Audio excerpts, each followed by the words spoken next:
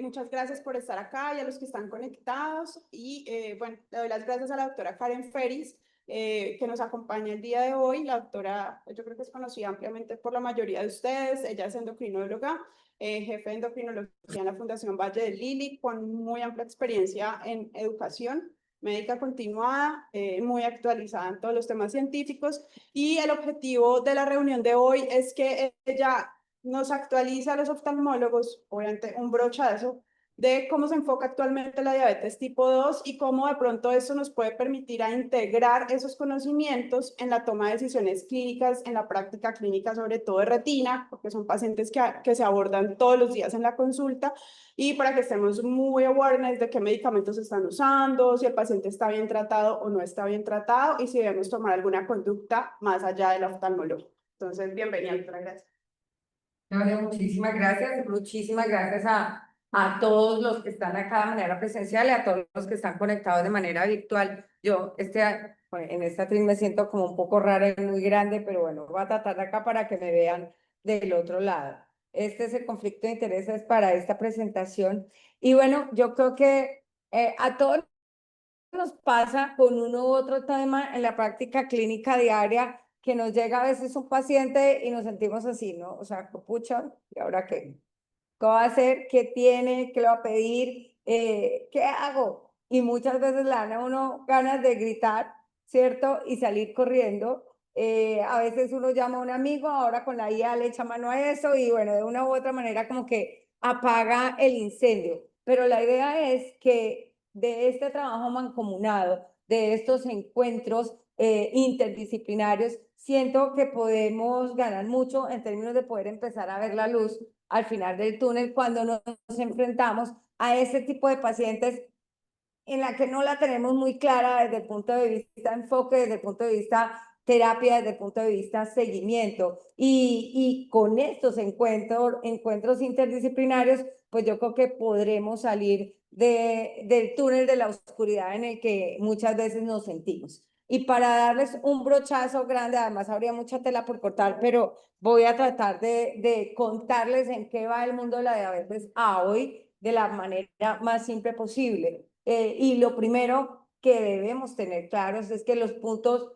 de corte para diagnóstico de hiperglucemia han cambiado. Han cambiado hace muchos años, han cambiado hace más de 15 años, pero desafortunadamente en los insertos del laboratorio, los reportes del laboratorio definen como normal lo que hace 15 años era normal.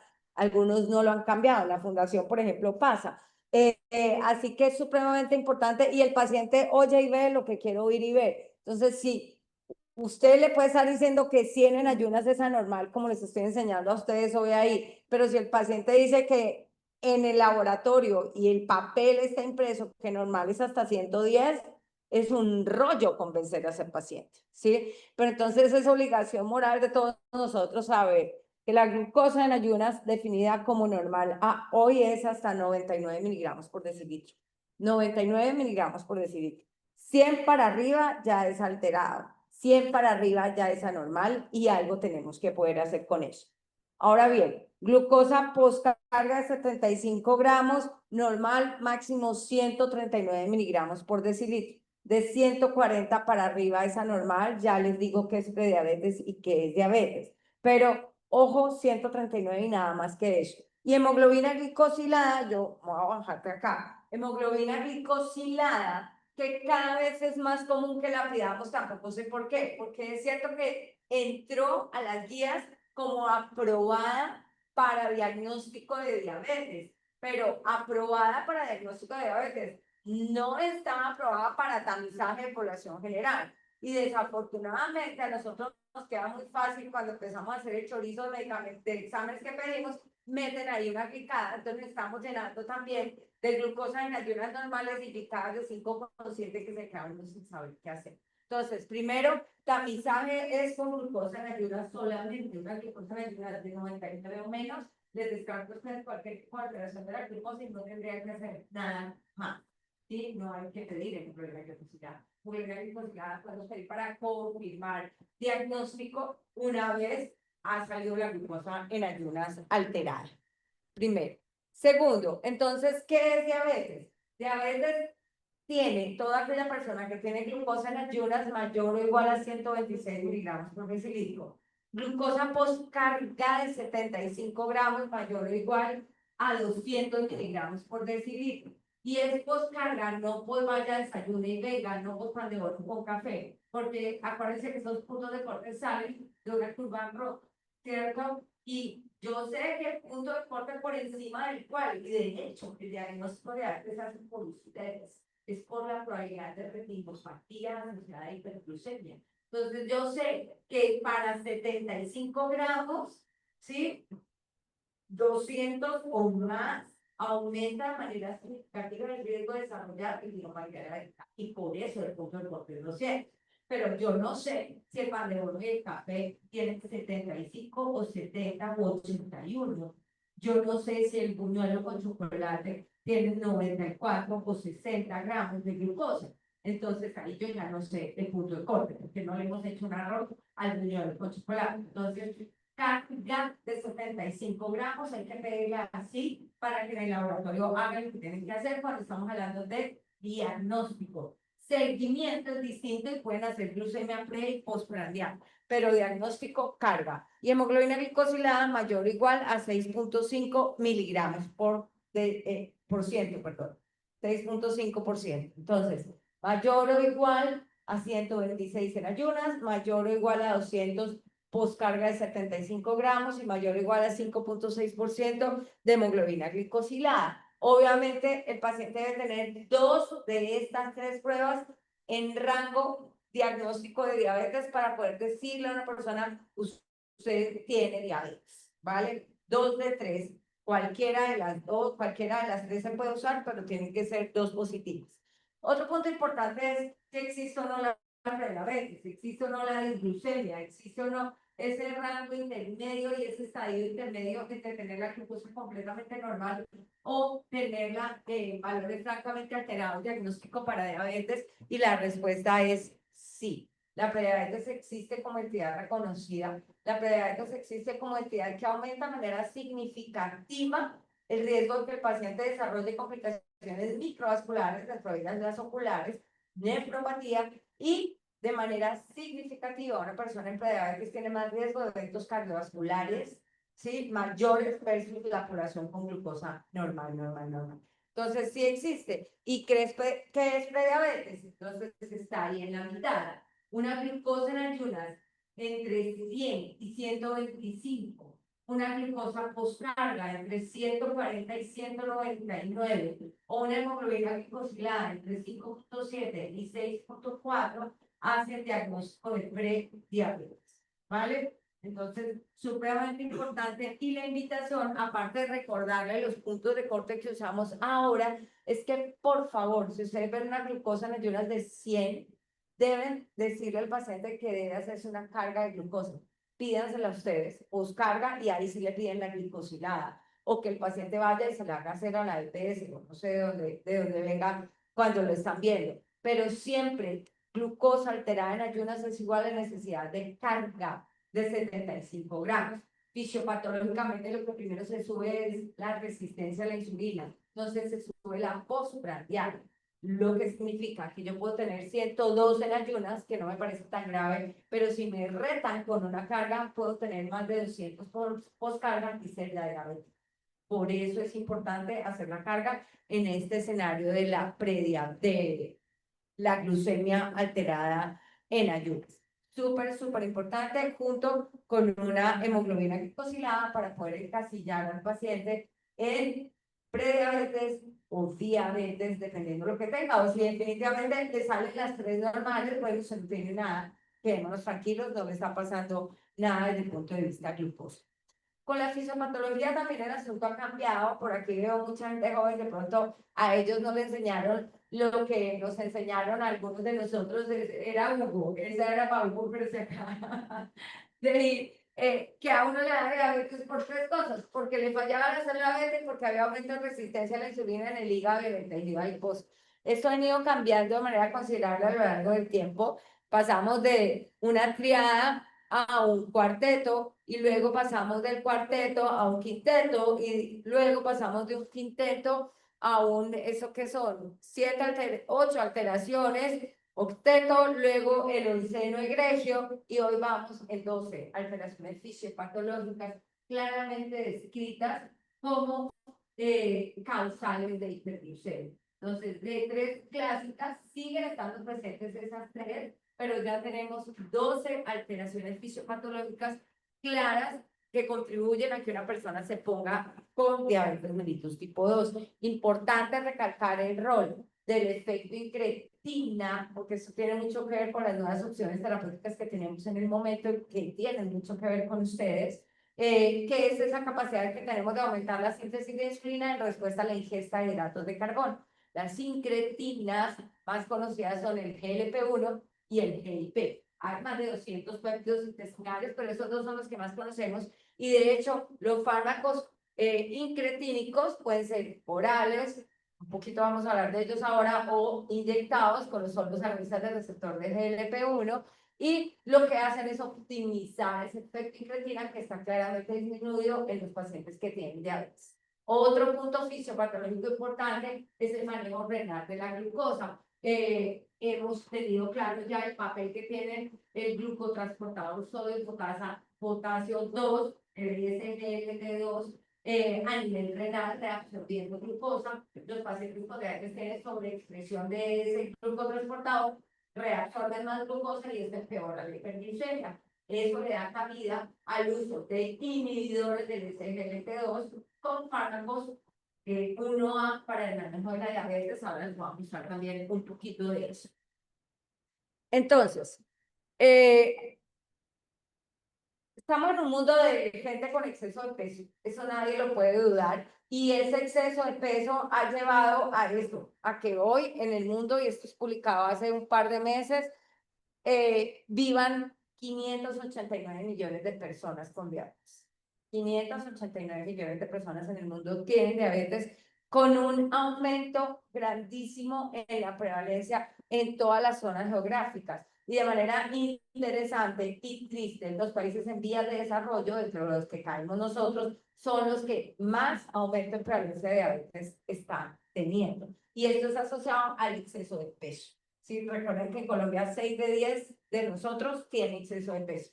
Eso viene de la mano con diabetes, prediabetes y un montón de enfermedades crónicas no transmisibles. Entonces estamos realmente problemados, y estamos realmente problemados porque no conseguimos controlar adecuadamente los pacientes. Si uno pensara que ya no es lo que se hace, van a ver cómo es la cosa ahora. Si uno pensara solamente desde un punto de vista glicocéntrico y pensar en hemoglobina glicosilada, que es lo que estamos acostumbrados a pensar, miren cómo el porcentaje de pacientes, son 67.000 pacientes de países en vías de desarrollo, hay pacientes colombianos aquí, el 36% logra metas de hemoglobina glicosilada. Meta definida como 7, y además ya sabemos que debe ser 6,5.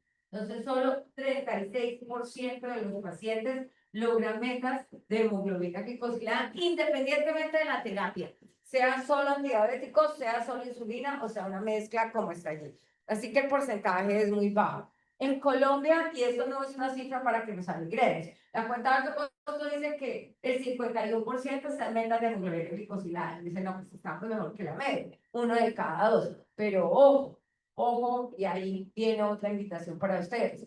Este 52% es de la mitad de los pacientes con diabetes que tienen hemoglobina glicosilada, porque la cuenta de alto costo también dice que del total de pacientes con diabetes en Colombia, solo a la mitad le han hecho una hemoglobina glicosilada. ¿Sí? Entonces, no sabemos cómo está la otra mitad. De esa mitad que conocemos es que uno de dos logra metas. Así que habría que ver los datos de la otra mitad, que no tenemos porque no medimos algo que es indiscutiblemente importante en el seguimiento de ese paciente con diabetes. Con respecto al tratamiento, también la cosa ha cambiado. Ustedes, estoy segurísima que todos han oído hablar del UKPS, que es el estudio insignia en diabetes mellitus tipo 2, publicado hace ya más de 40 años. No pude Y ni dormir, socio, pensando en esa reunión. fue por allá alguien con el micrófono abierto.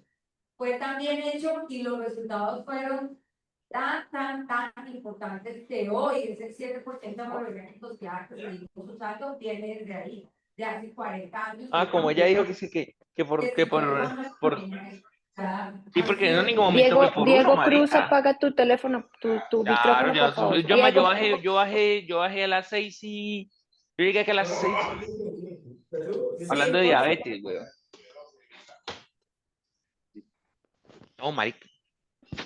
Ya se dio cuenta.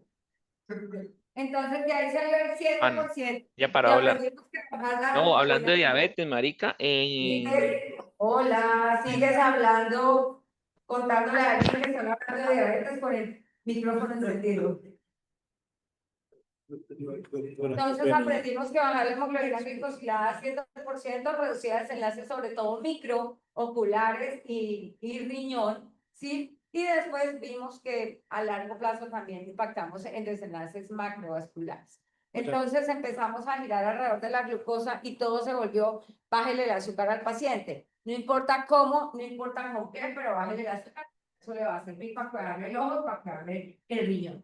Posteriormente aparece el Steno 2, que es uno de mis estudios favoritos del mundo mundial, que nos enseña cómo la intervención multifactorial, y esto les importa también a ustedes, es decir, un control estricto de glicada, de presión y de LDL, aparte de intervenir el peso, que no fumen, que le pongan bloqueo RAS, reducen un 58% la probabilidad de eventos macrovasculares y muerte cardiovascular en el paciente con diabetes. Entonces aprendimos desde el 2003 ese enfoque multifactorial, y es que yo tengo que bajar de manera agresiva todos los factores de riesgo para impactar en desenlaces cardiovasculares. Posteriormente sale un estudio muy bonito en su esencia, que es la prolongación y el seguimiento a largo plazo a los pacientes del UKPS. Para hacer corto el cuento, los pacientes del UKPS, cuando se acabó el UKPS, un grupo tenía 7, 9 hemoglobina glicosilada y otros 7.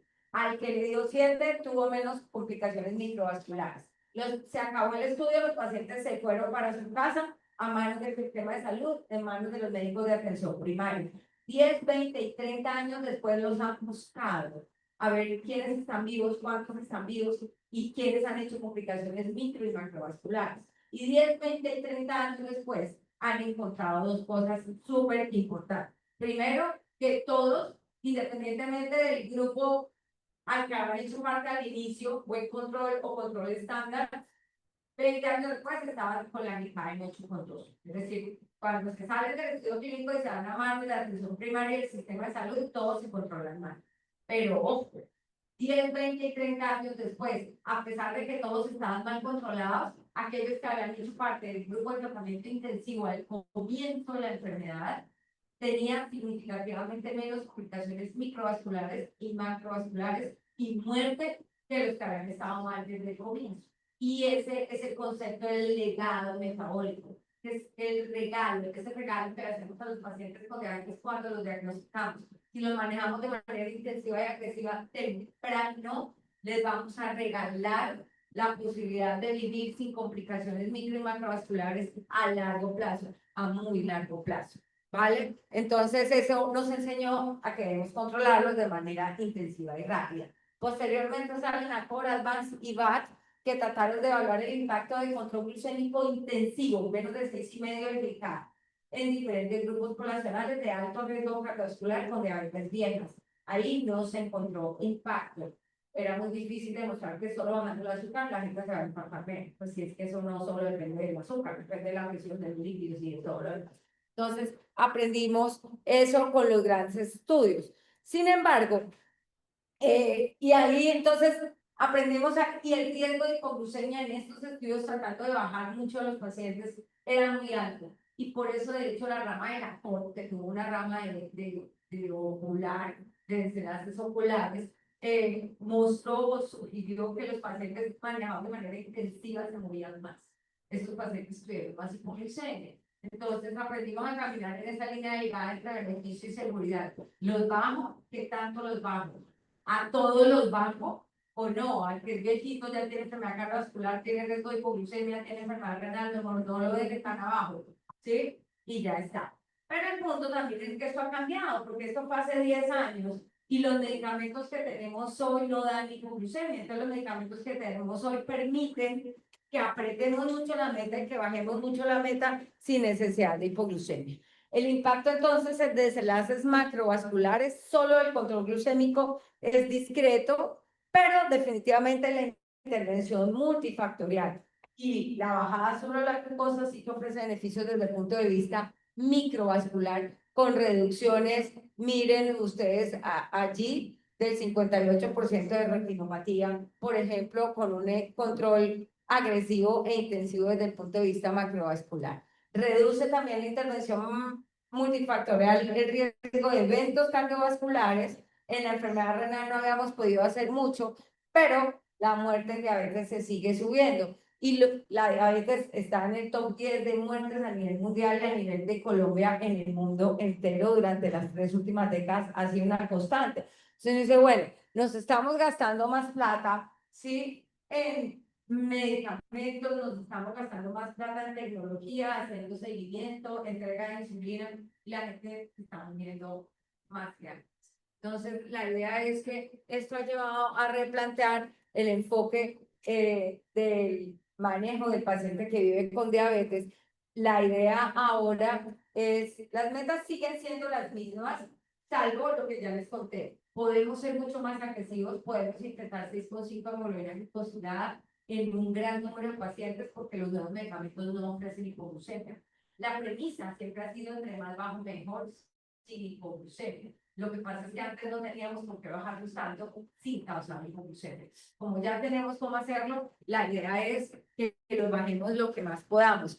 ¿Quiénes no deberían estar tan bajos? Las diabetes muy viejas, los adultos mayores, los pacientes con enfermedad cardiovascular establecida que tienen alta probabilidad de hipoglucemia, los pacientes con enfermedad renal crónica, estadios avanzados que tienen alta probabilidad de hipoglucemia. Pero todo el resto, 6,5 de glicada, está bien. Y ahí, entonces, es donde se plantea ya con la meta clara qué hacer con el paciente. Y el qué hacer con el paciente, para que ustedes lo sepan, ahora consta de estas 4 estrategias. Primero, controle el azúcar, controle el peso, controle los otros factores de riesgo cardiovascular y use fármacos modificadores de enfermedad. Al tiempo, las 4 cosas. No hay una cosa más importante que otra dentro de esas 4. No hay una estratificación, no hay jerarquía. Primero, adelgácelo y luego bájale el azúcar, luego bájale la presión. No. Al tiempo, haga esas 4 cosas y así es como estamos funcionando en el enfoque terapéutico de los pacientes con diabetes.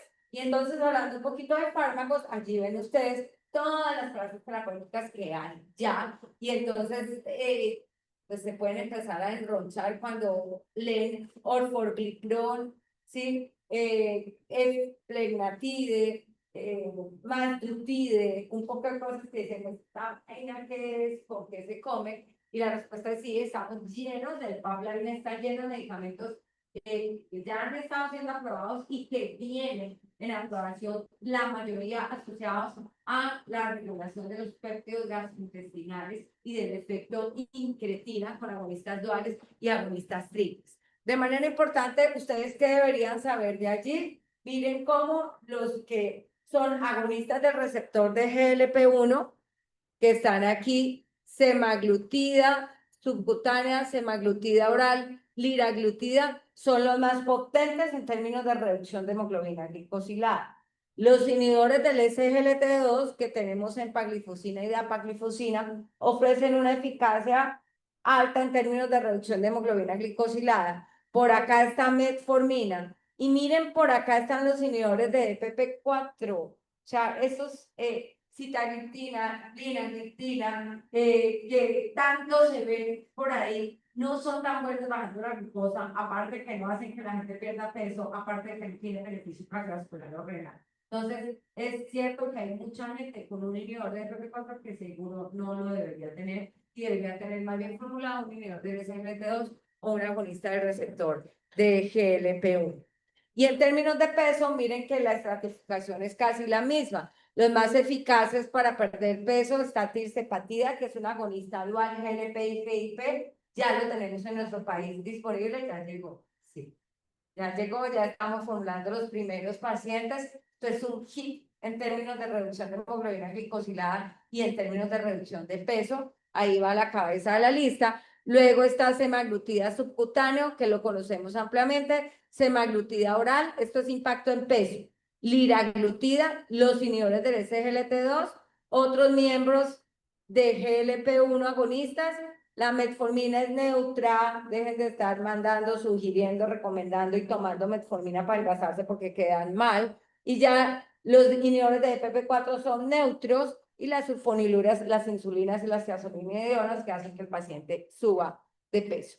Y en términos de beneficios, miren cómo de nuevo estas dos clases terapéuticas, las que les he venido haciendo énfasis, son las que lideran, ¿sí? El campo de los antidiabéticos en términos de beneficios en desenlaces duros. Están los agonistas del receptor de GLP-1, que son los inyectables, excepto semaglutida, que viene en presentación oral también, para que ustedes lo sepan, que han demostrado reducir de manera significativa muerte por cualquier causa, infarto no fatal, stroke no fatal, el MACE compuesto de desenlaces cardiovasculares mayores, calidad de vida, ¿sí?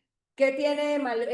Falla cardíaca tienen un beneficio discreto, pero lo tienen. Disminuye semaglutida, es la que tiene estudio, el estudio FLOX, magnetía subcutánea, disminuye desenlaces renales, efectos adversos principales gastrointestinales, y ya vamos a hablar un poquito de los efectos adversos oculares.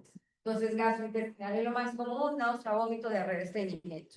Y están los inhibidores del SGLT2, también con un beneficio macrovascular demostrado, son buenísimos en insuficiencia cardíaca congestiva, los que mayor impacto benéfico producen en reducción de hospitalización por falla cardíaca congestiva, los que mayor impacto producen en disminución de progresión de enfermedad renal en desenlaces duros, no solo en albuminuria, sino disminución de tasa de filtrado glomerular. En los pacientes con diabetes mejoran calidad de vida, importante, y efectos adversos más comunes, infecciones genitales micóticas, no urinarias, que usualmente son leves y que responden al manejo usual, que no son contraindicación en un primer episodio, no hay que suspender el medicamento, pero eso es lo que más suele pasar con ellos. Pueden producir también hipotensión ortostática, de hecho hay unos reportes de casos de empeoramiento transitorio de desenlaces de retinopatía con inhibidores del SGLT2. Entonces, digamos, paciente recién diagnosticado, la primera línea no hay que hacer. te hago una pregunta para los que están allá al otro lado, que si la primera línea de manejo serían los GLP-1 agonistas en el paciente reciente diagnóstico.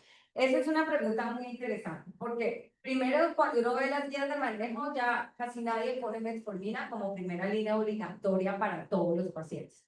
Eso ha cambiado en el papel. Sin embargo, ¿quién le va a pagar algo de primera línea que no sea metformina a 588 millones de personas en el mundo?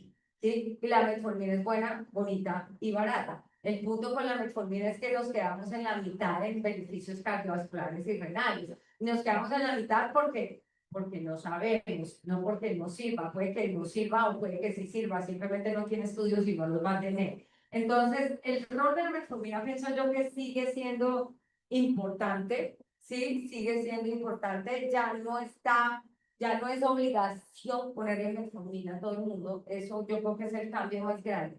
Primero. Segundo, si poner un GLP-1 o un inhibidor del SGLT2 depende mucho del perfil del paciente. Porque entonces ahora, Claudia, nos fijamos no solo en qué tan alta está la glicada, porque dependiendo de qué tan lejos está de la meta, yo me debo ir con algo más potente o menos potente, sino que también me tengo que fijar en qué tanto peso necesita perder mi paciente.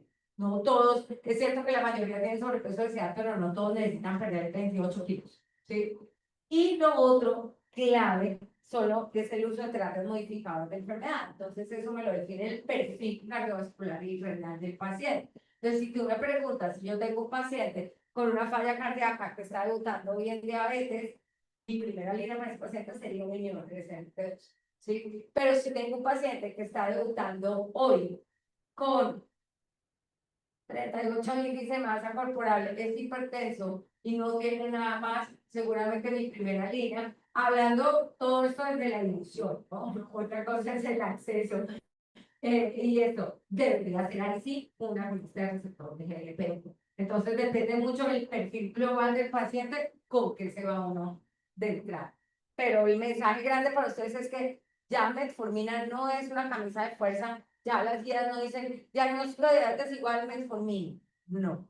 ¿Sí? Segundo, cada vez, bueno, no es que haya un montón de evidencia, pero se refuerza más el concepto de inicio de terapia combinada para lograr metas más rápido para evitar iniciación. Eso también está Con claro. estos nuevos medicamentos, doctora, se ha desplazado el uso de insulina, o sea, cada Sí. vez más se usa menos insulina. Total, la insulinización en tipo 2 está retardada. Cada vez la atrasamos más. Terminamos insulinizando muchos pacientes por dos razones grandes. O porque ya falla la célula beta pancreática, que eso ocurre muy tarde en la evolución de la enfermedad, o porque tienen tanta resistencia a la insulina que los otros antibióticos no insulínicos no dan abasto y así no tengan insulina endógena, termino teniendo que insulinizarlos porque no tengo glucema baja vía de azúcar.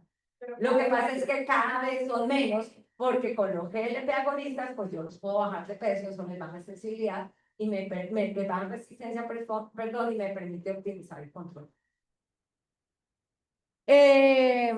Un punto importante cuando uno habla de ojo y de control glucémico es ese concepto de que yo cuando soy endocrinóloga intensa y obsesiva por el control glucémico, entonces me pongo muy juiciosa a bajar mucho la glucosa. ¿Qué pasa con el ojo? ¿Qué pasa con la retina? En realidad existe ese empeoramiento temprano de la retinopatía diabética con el control glucémico intensivo y ay, yo creo que ese estaba, perdón un minuto. Ah, no, no he dicho nada.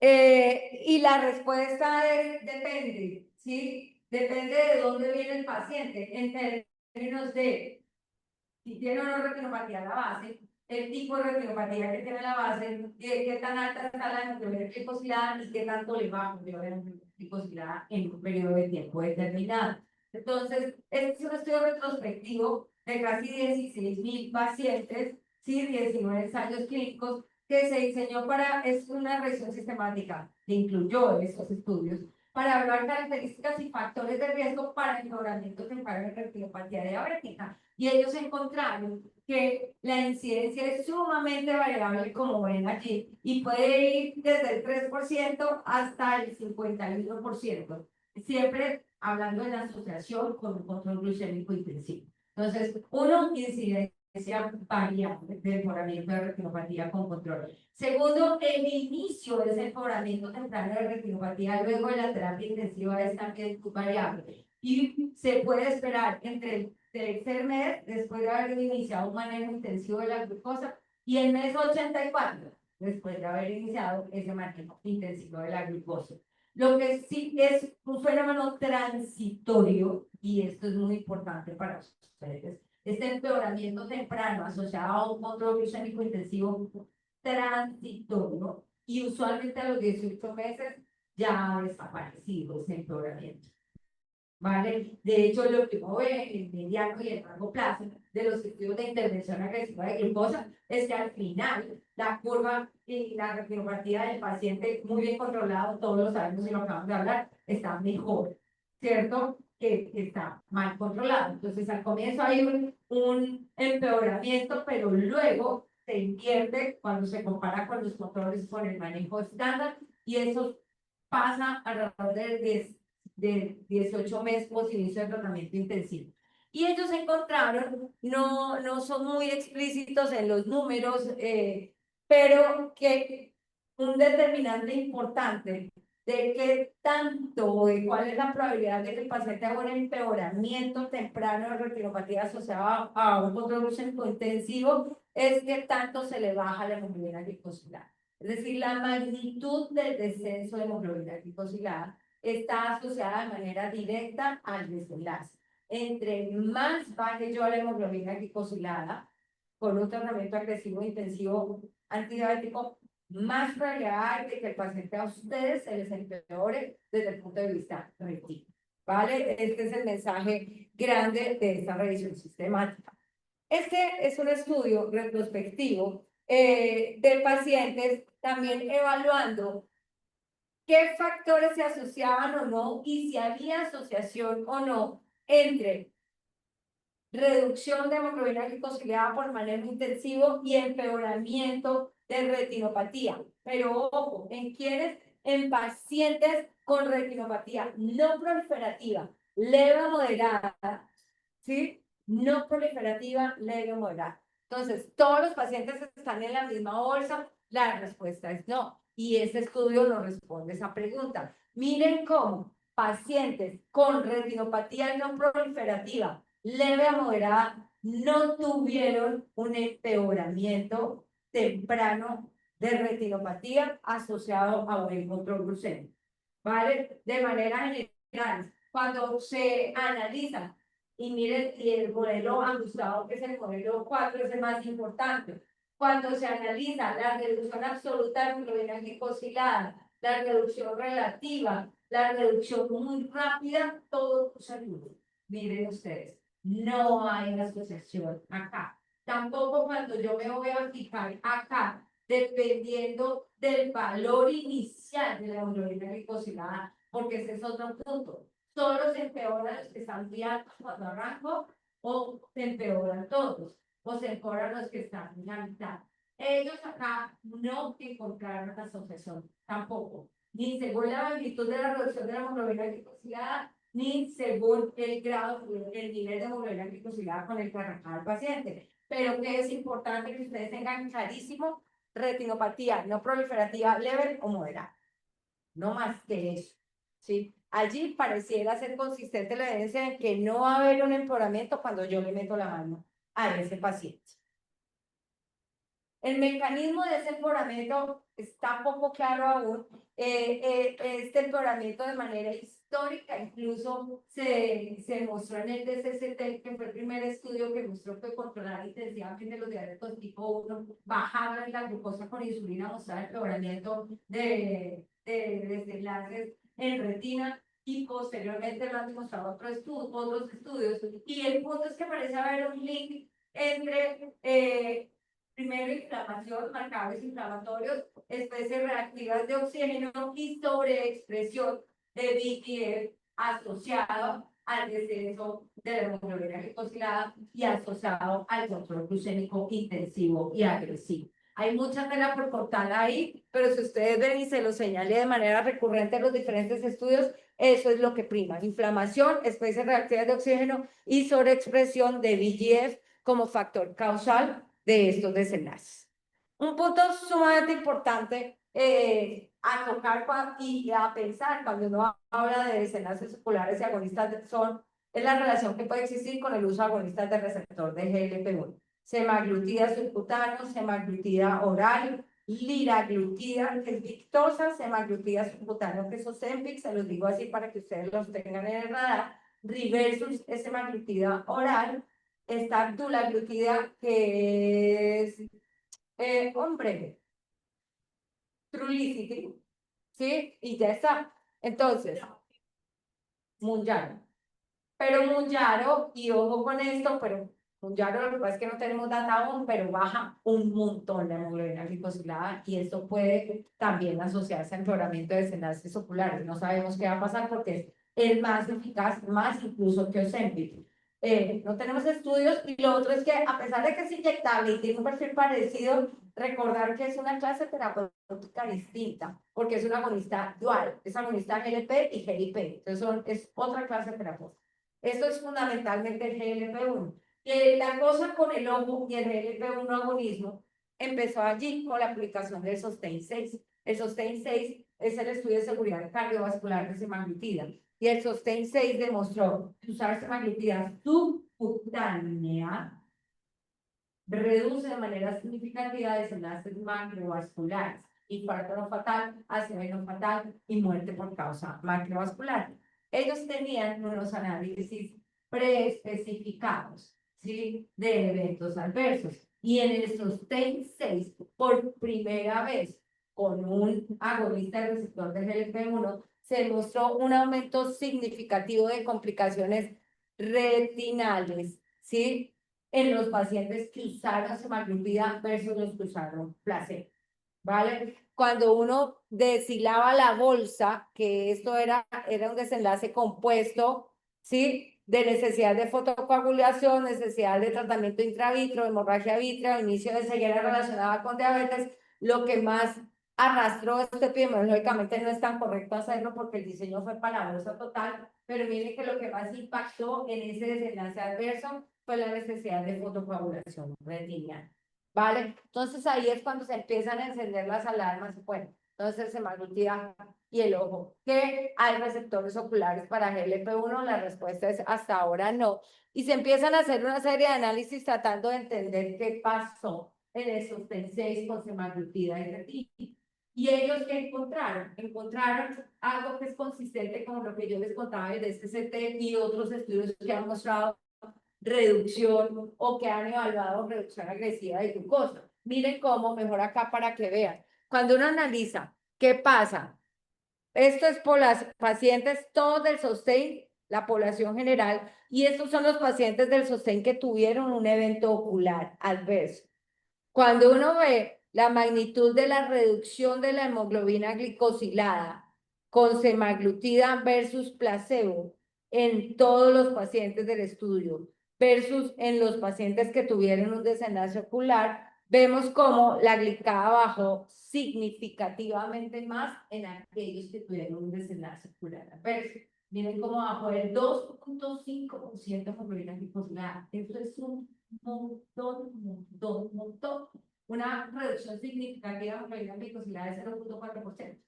¿Sí? Y estos pacientes bajaron 2.5% de hemoglobina glicosilada. Entonces, primera cosa a tener en cuenta.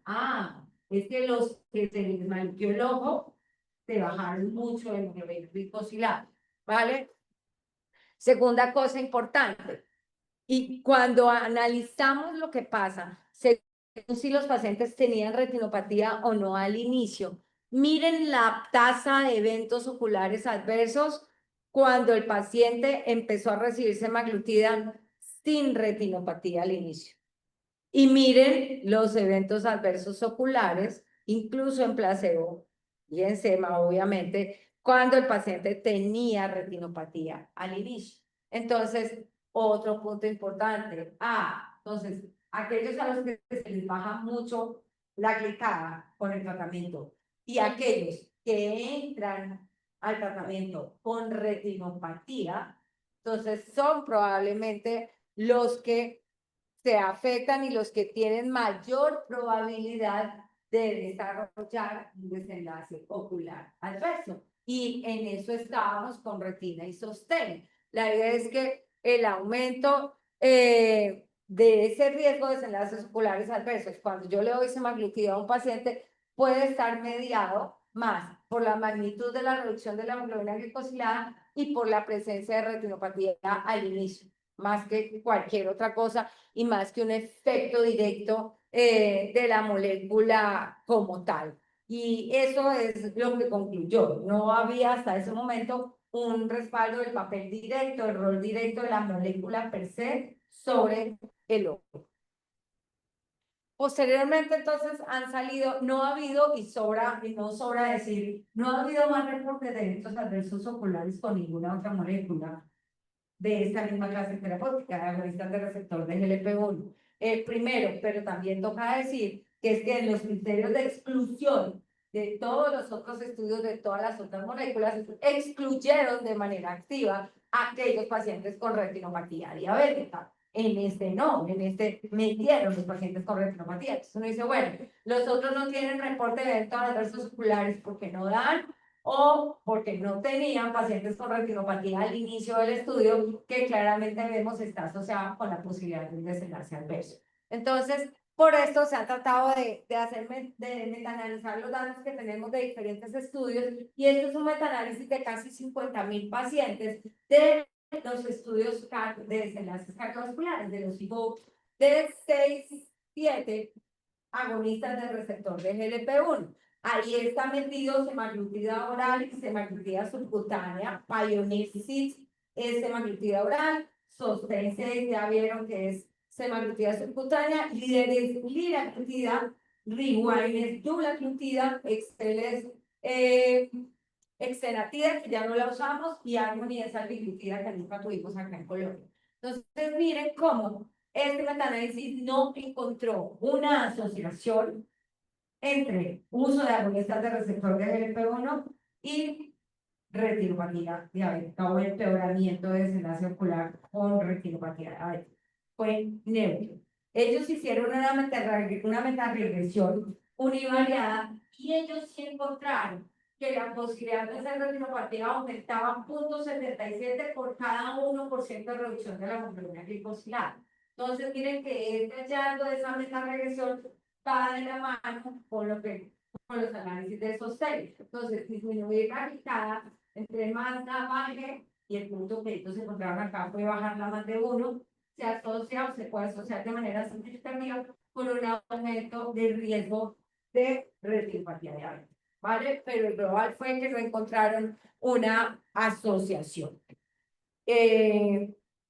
del uso como tal de las moléculas, más sí, como les acabo de decir, de la reducción de más del 1% de hemoglobina glicosilada. Y el consejo, que yo creo que va a terminar siendo la conclusión de todo esto, es que nosotros, ustedes y nosotros, debemos evaluar el estado de la retina del paciente antes de empezar este tipo de terapias.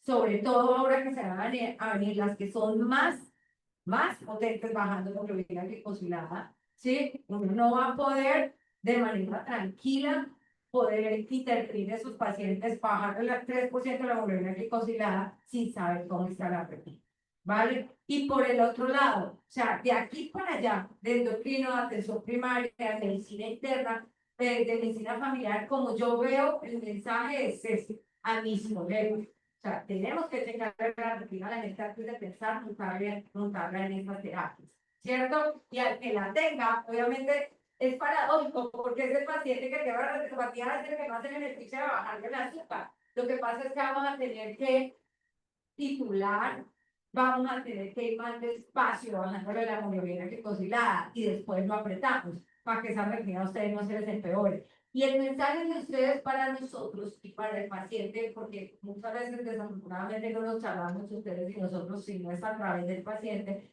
debería ser, ¿sí? Oiga, su retina está en proliferativa o su retina está en no proliferativa severa, dígale a su médico al que maneje el azúcar que no la puede bajar tan rápido. ¿Sí? Es como la comunicación de 2 vías que deberíamos tener. Pero definitivamente sí tenemos que charlarnos más y tener en cuenta siempre la retina. Este es un estudio hecho, publicado este año, dime, Carmen. Como se usan tanto estos análogos GLP-1 para bajar de pesos no diabéticos, se ha reportado algún nivel. Esta es una pregunta interesante, ¿no? No diabéticos, no diabéticos. La primera es si hicieron correlación con la retinopatía y de eso para pues también con algo de no. Y la segunda es que si no es probable que en el grupo en el que usted demostraste en el grupo que con las conspiraciones musculares también muchísimo más muy mal controlado y de pronto pues digamos previo a eso no tiene tan Sí, con respecto a relación a desenlaces renales, no hubo análisis y no hay análisis hechos al tiempo. Pero lo que sí te puedo decir es que como clase terapéutica, los agonistas del receptor de GLP-1 mejoran el desenlace renal. ¿Sí? El desenlace renal compuesto. Bueno, sobre todo albuminuria, la mayoría de las moléculas, pero semaglutida subcutánea mejora desenlaces duros, disminución de tasa de filtrado glomerular, progresión a enfermedad renal terminal, eso lo mejora semaglutida. Subcutánea, que es la misma que mostró el empeoramiento. Entonces, pero análisis en conjunto no. Y yo creo que lo que hay que tener en cuenta es justo este resultado. Al final del día, hay unos pacientes que sí se pueden empeorar. ¿Quiénes esos a los que le bajamos muy rápido? ¿Quiénes esos que vienen muy mal de la retina de entrada, severas y no proliferativas, severas y proliferativas? ¿Sí? pero al final del día, como son tan buenos bajando el azúcar y tienen además un montón de vías antiinflamatorias y antioxidativas, miren lo que pasa acá. Esta es una revisión, es un estudio diseñado para evaluar el impacto del uso de agonistas de receptor de GLP-1 y desenlaces oculares completos, todos, una bolsa. 185.000 pacientes, 58 años, la mitad mujeres. Y no solo hablaron retinopatía, sino NION, ¿sí? Neuritis óptica, isquémica, complicaciones que amenazan la visión. Y aparte tenían 33.000 pacientes que tenían ya retinopatía diabética al inicio, es decir, 185.000 con y sin retinopatía y aparte 33.000 con retinopatía. Y ellos que encontraron, y esto fue publicado ahorita hace poco, que en la cohorte entera, es decir, el global de los 185, hubo un aumento discreto pero significativo de incidencia de retinopatía diabética con el uso de GLP. Mírenlo, 1.0100 con intervalos significativos. Poquitico, pero sí hay aumento de incidencia de retinopatía diabética. Pero si uno ve glaucoma neurovascular y ceguera, miren cómo en la cohorte completa usar agonistas de receptor de GLP-1 protege de manera significativa. Ahí están los intervalos de confianza. Y en este estudio, la neuritis óptica les dio neutra, una tendencia aquí, pero cruza el 1, esto es neutro.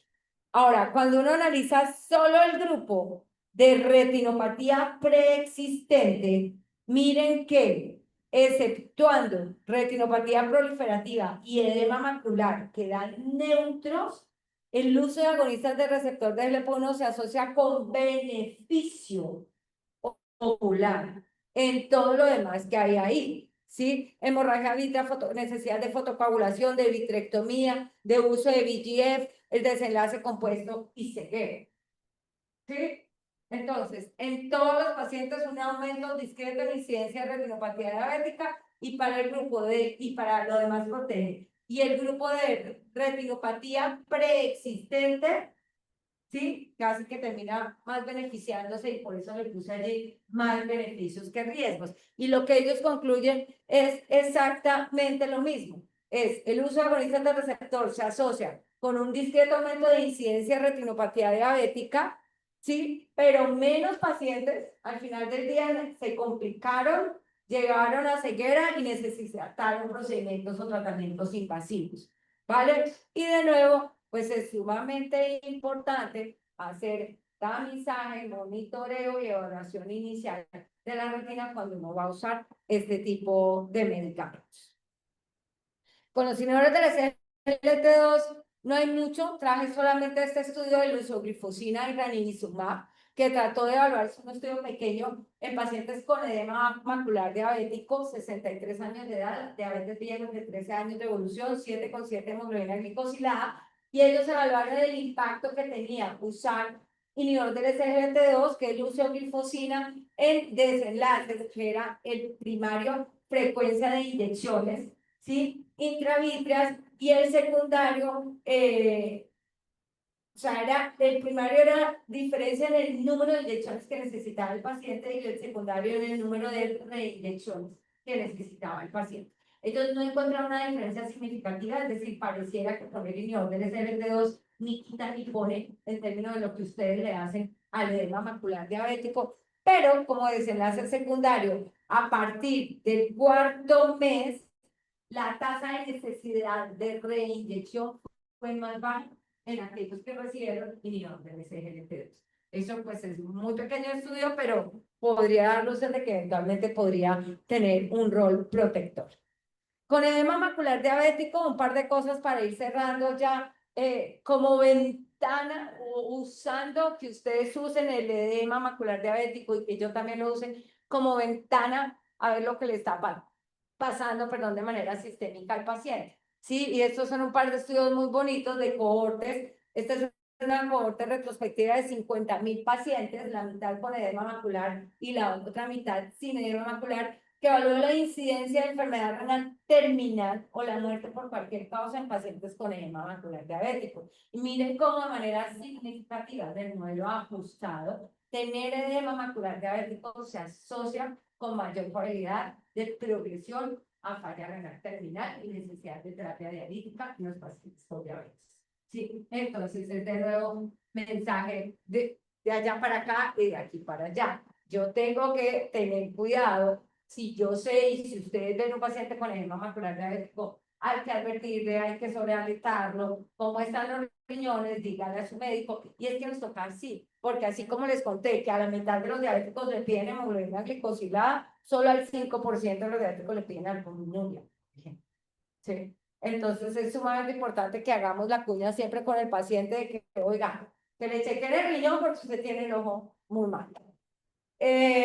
Aumento significativo de progresión de enfermedad renal terminal en aquellos pacientes que tienen edema macular diabético. Entonces, la idea es que hay que tamizar y seguir de manera proactiva, ¿sí?, el riñón de esos pacientes con edema macular diabético. Y ese es otro estudio, una corte retrospectiva también, esta sí es más pequeña, que evaluó la correlación que existía entre biomarcadores de mal pronóstico visual evaluados por OCT y albuminuria, también en pacientes con edema macular diabético. Y ellos encontraron que había una relación significativa entre la disminución de las capas externas del OCT y el grado de albuminuria. Entre más disrupción, más albuminuria en pacientes con diabetes mellitus tipo 2. Y respalda entonces la utilidad del OCT, que es de ustedes del día a día, como ventana a la microangiopatía renal. Y potencia también entonces el valor de la retina como biomarcador no invasivo de daño renal en pacientes con diabetes y enfermedad renal crónica.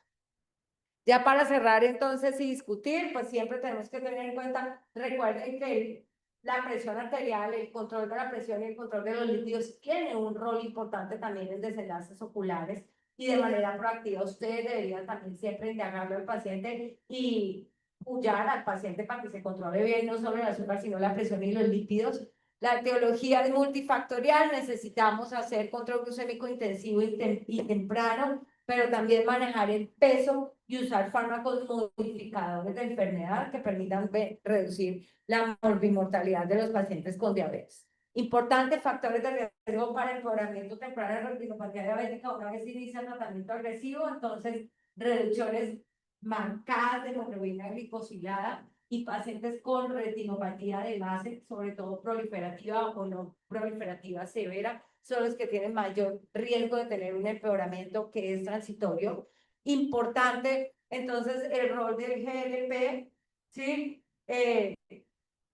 Yo creo que estamos en tablas y estamos ahí, todos hemos oído, justo ahora están pasando, no por las demandas de desenlaces oculares, yo no sé en qué va a quedar la FDA con eso, yo no sé si van a poner un warning para Nion, toca esperar, pero la evidencia está ahí, ese que les mostré de llama este año me parece adecuado, o sea, hay un aumento discreto de retinopatía diabética, pero lo demás al final del día, y tiene todo el sentido, termina mejorando, pero sí hay que esperar a ver qué pasa.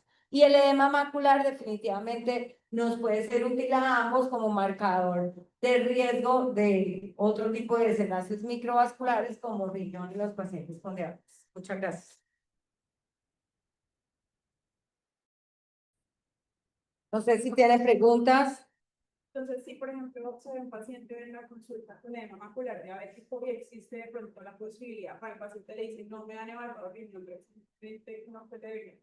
Deberían pedirle una creatinina y una albuminuria en orina espontánea. Es súper fácil. Vale 3 pesos. Y es la muestra como el parcial de orina. La primera orina en la mañana en un tablito. El paciente lo lleva y ahí le hacen microalbuminuria sobre gramo de creatinina. Tiene que ser sobre gramo de creatinina. Pero bueno, el término corrector es albuminuria en orina espontánea. Eso es lo que deben pedir. Albuminuria en orina espontánea. Para el paciente no implica nada que no sea tomar una muestra con parcial de orina y llevar. Y creatinina, eso es lo que deben pedir. Y sería de gran ayuda. ¿Cuál es el valor y rango seguro para poder mantener una línea? Es decir, si van 4 o 5 constantes, no puede haber avanzado la No hay un punto de corte.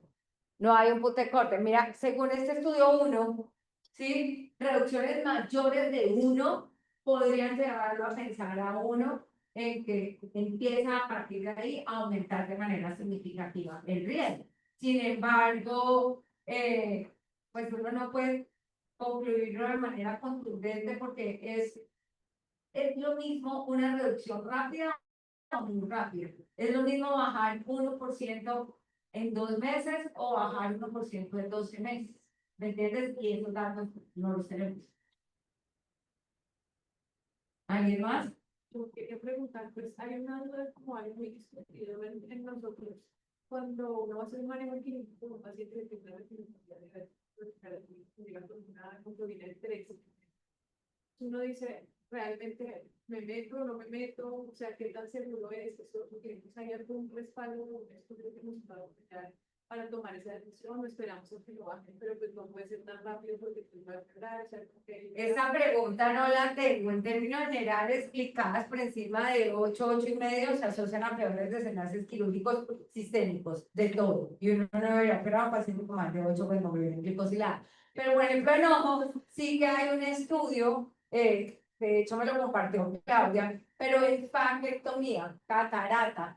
Y ese estudio es discutido, porque ese estudio particular no mostró asociación entre control glucémico y desenlaces oculares. El desenlace que ellos evaluaron fue endoftalmitis como desenlace primario y desenlace sistémico, muerte y eventos macrovasculares. Entonces, yo voy a operar a un paciente de catarata porque tiene diabetes.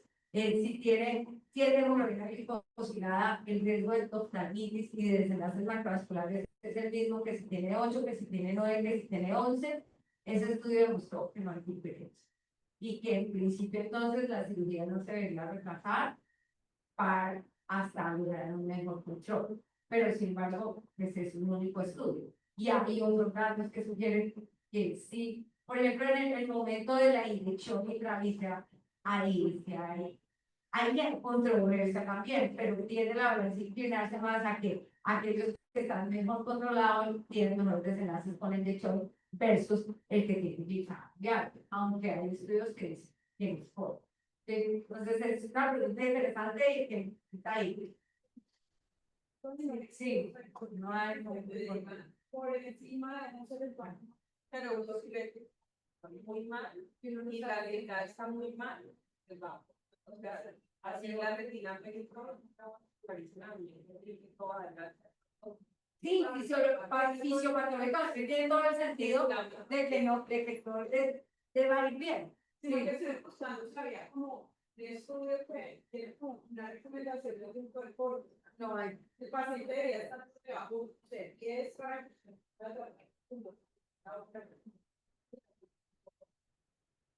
pero sí se debería, pues,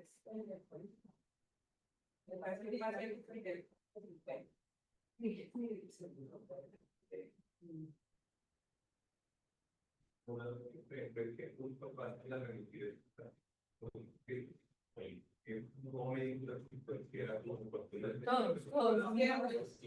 No, sí, o sea, es una lástima. Otra cosa también es el deber. Una cosa es el deber ser, otra cosa es lo que es, otra cosa y yo no la puedo esconder es que pues no hay tanto enotismo, tanto diabético, ¿cierto? Pero de una u otra manera, sí o sí es el paciente que está más controlado, ¿sí? Que lo tienen en crónicos y sigue con presión, ni siquiera necesita tener 12 de glicada. Usted no tiene por qué tener 3 antidiabéticos y tener 8 de glicada. Eso es más control y ya está muy curado, los pacientes ya hay que ver qué hay que hacer, qué hay que replantear, qué hay que hacer. Sí. Entonces, el tipo 1, todos los tipo 1 tienen que tener el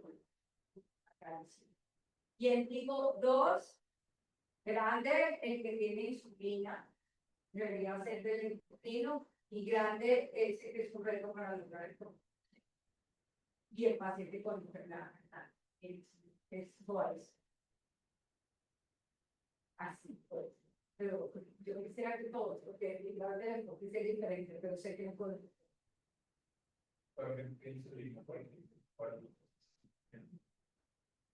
Eso cada vez está cambiando más por lo que preguntaba Claudia, porque cada vez le estamos retrasando más. Entonces, más un punto, las guías dicen, si usted diagnostica hoy y tiene más de 10, insulínícelo y esa insulinización es transitoria mientras la toxicidad de la soda de está baja, con dieta, con ejercicio, con otros antidiabéticos, que usted ya le quita la insulina en uno o 2 meses, se la ha quitado y lo deja con orales o con inyectables no insulínicos. Pero en el seguimiento crónico, la premisa es, si, o la guía dice, si usted tiene 2 o 3 orales y lo tiene mal controlado, entonces no hay un punto de equidad, mal control puede ser 7.3%, si mi meta es 6,5, tengo 7.3 y 3 antidiabéticos orales y 7.3, ya toca ponerle un inyectable. Y la primera línea del inyectable son los agonistas de receptores de manera indiscutible en toda la vida,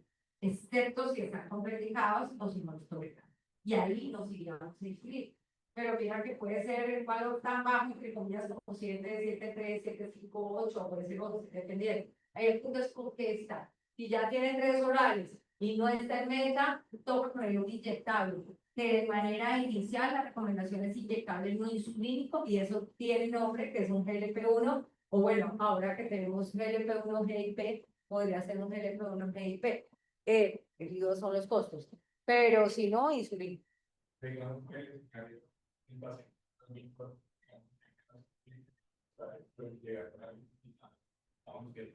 Igual sea por ejemplo, ese paciente que está tan alto hoy, para eso es buenísimo semaglutide, para eso es buenísimo tirzepatide, ¿sí? Porque son pacientes, estamos hablando de un paciente que no tiene insulinopenia endógena, ¿no? Es decir, de esos pacientes con sobrepeso, con obesidad, que uno sabe que tiene falla de célula beta, que tiene 2 orales y tiene 11 glicada. Antes era insulina, no teníamos más, pero ese paciente no lo insulinizamos, ese paciente lo montamos en un GLP, o ahora ya tenemos la posibilidad de montarlo en un dual, un GLP-GIP. Bueno, muchísimas gracias. Gracias a ustedes en la casa donde estén. Ay, yo quería preguntar algo. Por aquí hay una pregunta.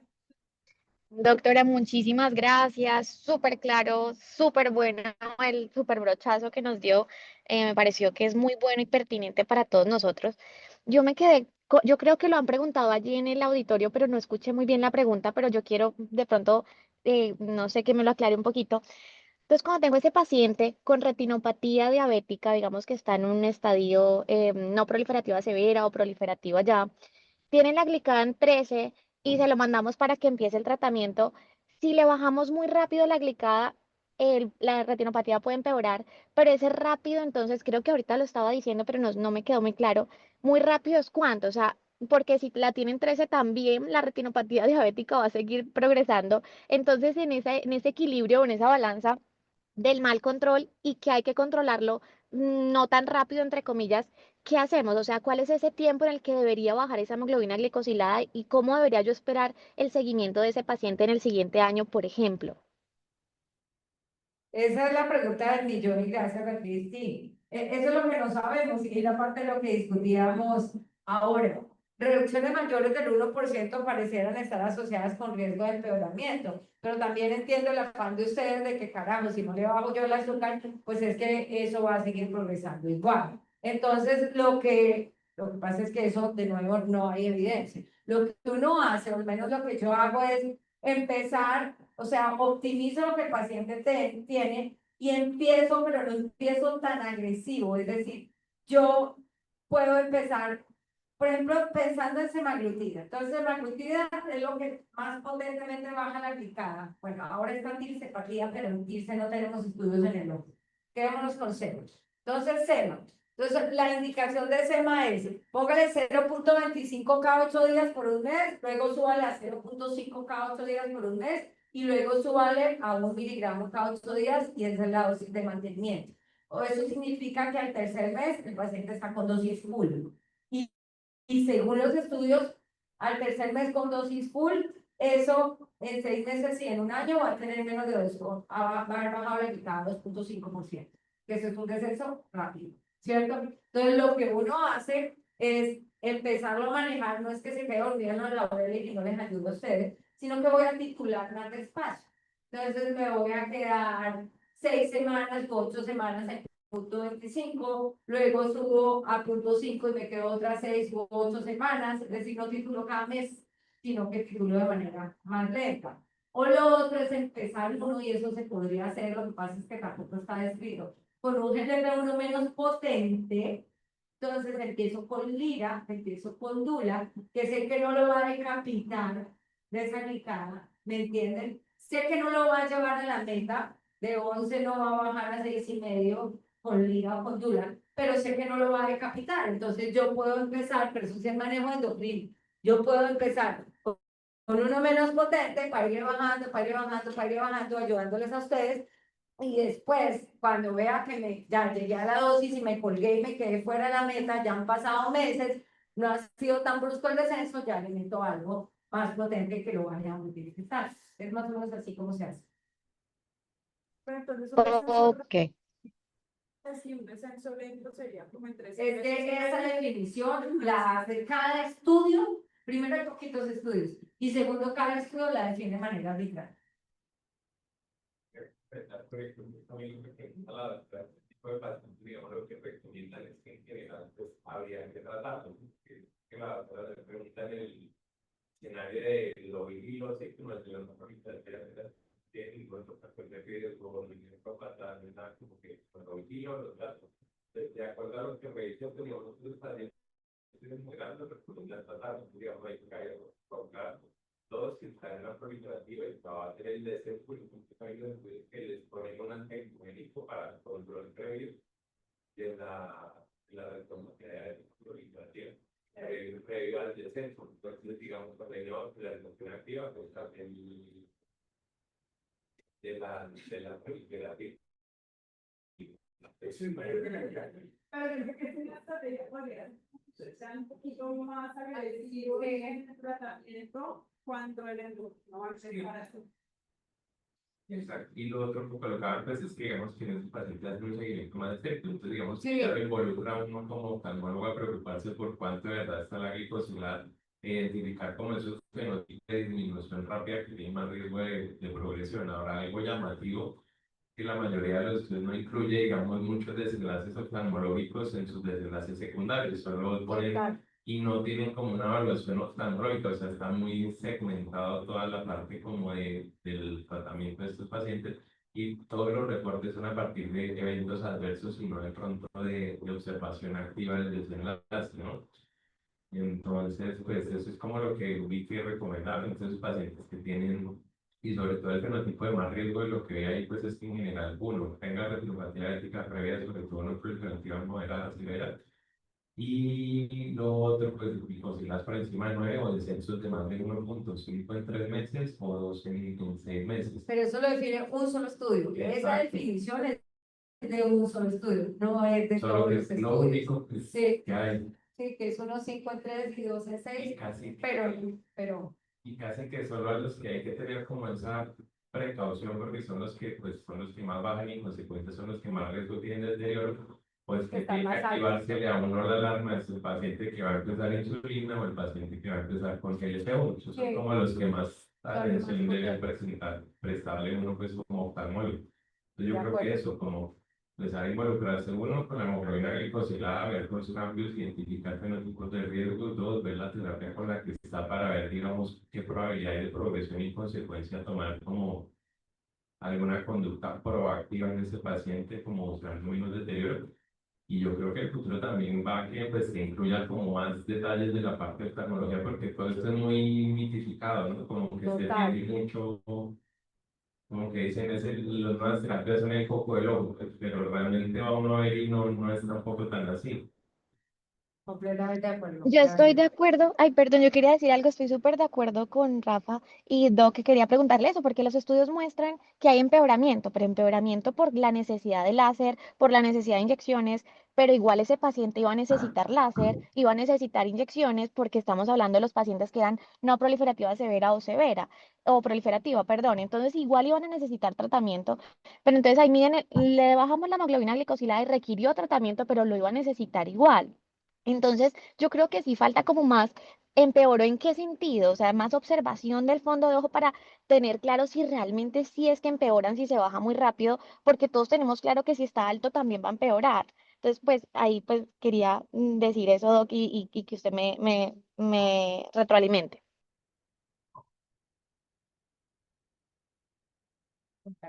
Sí, sí, muchas gracias. Falta que hagan un Sí, seguimiento. eso Entonces, iba a es que decir. la doctora les va a Yo decir porque si todas eso estas preguntas a lo que nos llevan es a tratar de contestarlas de manera mancomunada, porque además lo que tú dices es cierto, es que no hay estudios, no se revisa, no se averigua qué pasa con el ojo cuando yo hago o dejo de hacer cosas y eso es lo que nos tiene como maniatados, no terminamos por saber exactamente qué pasa o qué no pasa. Claro, porque no es que hagan seguimiento de ojo, No. para de verdad saber ese empeoramiento. De manera objetiva, exacto, no, eso no Era sucede. era desde antes, era ver cómo va a funcionar, pero desde antes de iniciar la terapia. Claro, sería lo ideal tener una evaluación completa a la base, empezar lo que uno vaya a empezarle y ustedes hacerle seguimiento. Es súper bonito.